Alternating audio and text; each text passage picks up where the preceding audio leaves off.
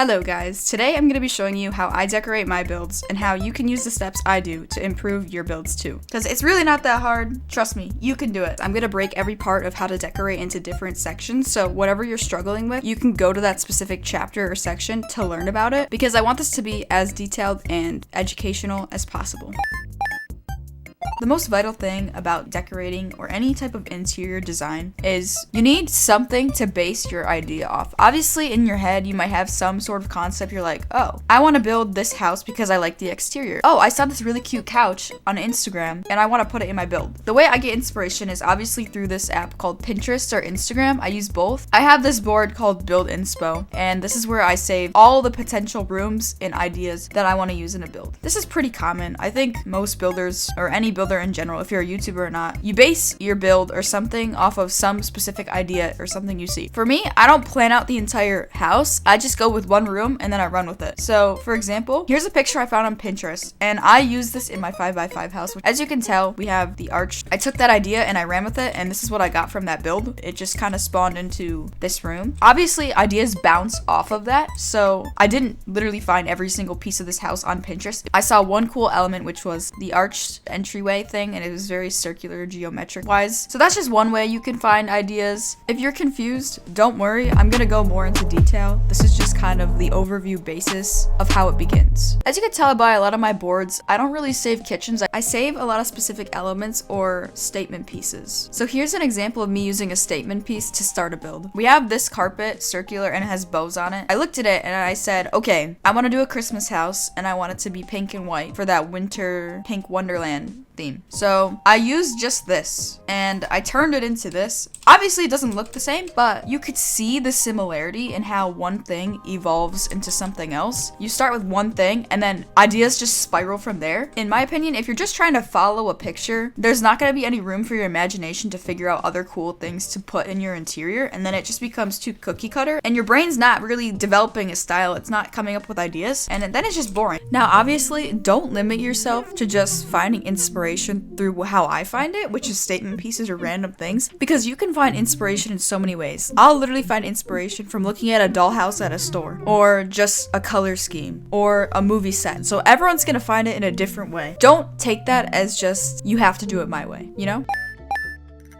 Now, obviously, I am aware that if you're doing an interior, you're probably struggling a little bit with layouts. The thing you need to keep in mind, if you're gonna use a layout from a pre-made house that you find on Pinterest or the internet, it's never gonna be to scale. Bloxburg items are very, very tiny. Compared to a real life item, they don't scale up the same. So for example, if you're gonna make a bedroom like this should only be 3 squares long and then maybe 3 squares wide. Because the thing is, this may look really big in real life. This bed in Bloxburg is gonna be way smaller than it is here. This dresser would be a lot thinner in Bloxburg. So take this room, right? It's a little tea room. All these areas over here are really small, and we want them to be small because you don't want so much big open space. I'm sure you've all seen those homes where they're so big and then there's 2 pieces of furniture in the middle of the house and the rest is just gray and plain and there's nothing to decorate it, so it's just super out of place and it looks weird. I would say the most you want to do for every room would be 3 to 4 wide or long, and that's it. And then if you're trying to make a really big room, then you could hit it up to 5, but really 5 is kind of overkill. If you're using basic shapes, you kind of want to make a smaller room because basic shapes are so tiny. You have so much room that you don't need to make any room ginormous. Let's just say, for example, you are trying to follow a real life layout. Like they're just freaking huge. 22 by 17. I can't read this, okay? I don't know what this thing's trying to say, but don't follow it by the numbers it gives you, okay? Just do 3 to 4 for each room. That's all you really need. All my bedrooms are usually 3 by 3. There's so much space where I literally could fit 2 beds in here. And then this one's also a 3 by 3 and we have just 1 bed. But there's so much room. You could put so much stuff in here. Really, for a bedroom, you shouldn't be doing anything bigger than that.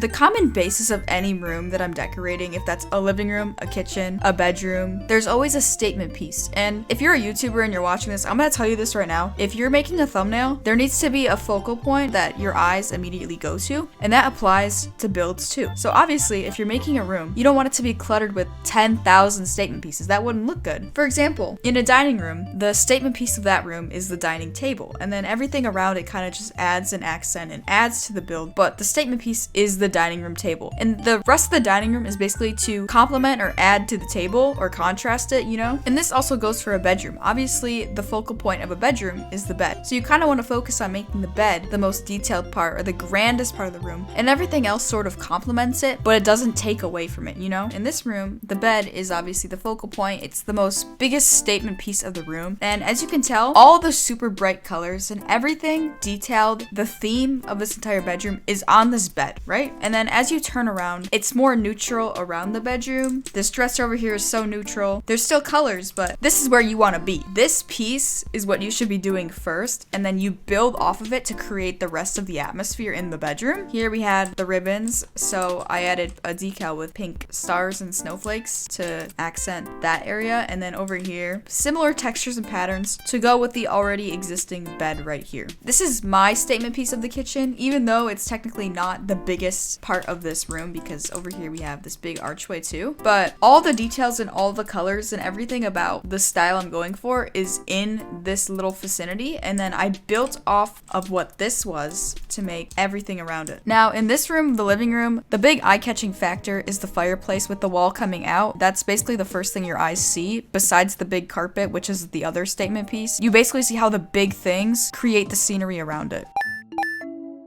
If you're looking how to fill up wall space in your house, the only thing you gotta do is invest in some good wall trim. There's so many ways to do it, so you can mismatch wall trims to make the area look fuller. If I only had this decal, the room would look so boring. This is a monstrosity. It's so ugly, there's nothing to it, and it just looks plain. By adding wall trims of all different variations, I just completely filled up the space. Now the room looks complete, right? If you're not really someone who likes decals, you could just stick to the traditional wall trims like the flat crown molding and the baseboards. But if you want to spice it up a little bit, you know what to do. If you watch my videos, head over to LED Decals. They have tons and tons of decals that you can use for wall trim. It doesn't make the room look smaller, it just makes it look fuller. Another instance of this is this big wall right here. As you can tell, this wall is so long. It's like 5 blocks wide, which is more than the usual that you should do. Because I already had this layout set up, I really didn't want to mess it up. So I found an alternative, which was splitting up the walls here into sections. And I did these pattern wallpapers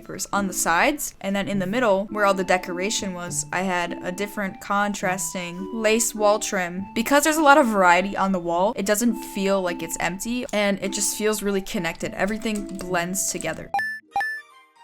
So if you're looking to fill up floor space, you need to pick if you want to have a blank wall with intense decor or a detailed wall with subtle decor. So for example, in the room of the dream house that I just showed you, the wall was pretty simple. There was just wall trim, and then the tea table was super detailed. There was the silverware and the placemat settings, so it was very thoroughly detailed. Where in another situation, my bohemian loft, the one kitchen wall was super detailed. I basically left the floor space in that area to be pretty open to balance the wall and the floor. You don't want too much of both, because then it's just gonna look cluttered. Usually when I'm about to start decorating the floor space, I kind of figure out where I want to put everything. I would say 90% of the time that's going to be in the center of the room, because you want everything else to complement it. So this is why having a small room is very essential, because you want to make sure it's filled. So say I'm decorating a living room. Obviously in the middle of the room there's going to be couches, coffee tables, and all that sort of stuff. The way to keep adding onto this room and complementing what you already have is find things that relate to the living room setting. That's things such as table lamps, books, desks. For example, you wouldn't put a laundry basket in a living room. And this is where the whole statement piece chapter comes in handy, because those statement pieces help build the room, and then it formulates into a full area.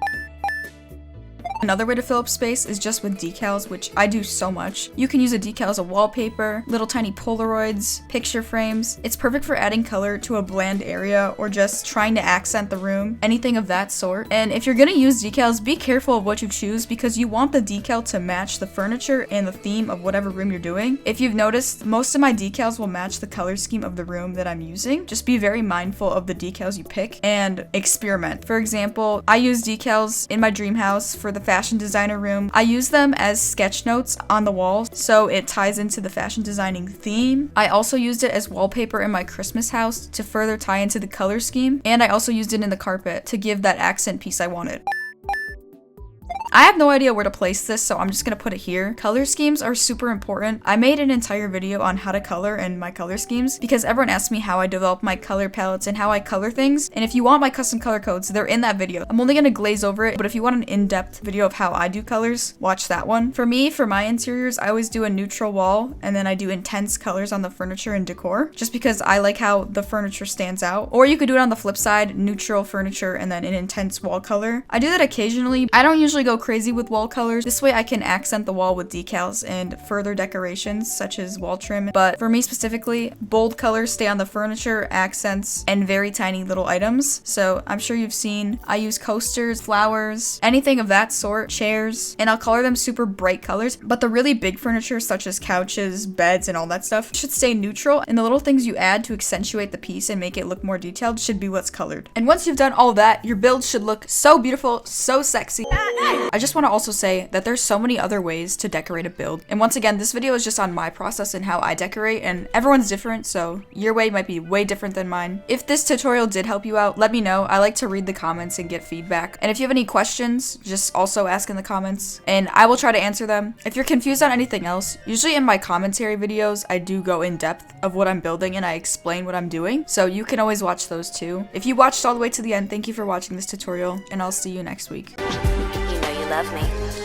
XOXO. French Rose's girl.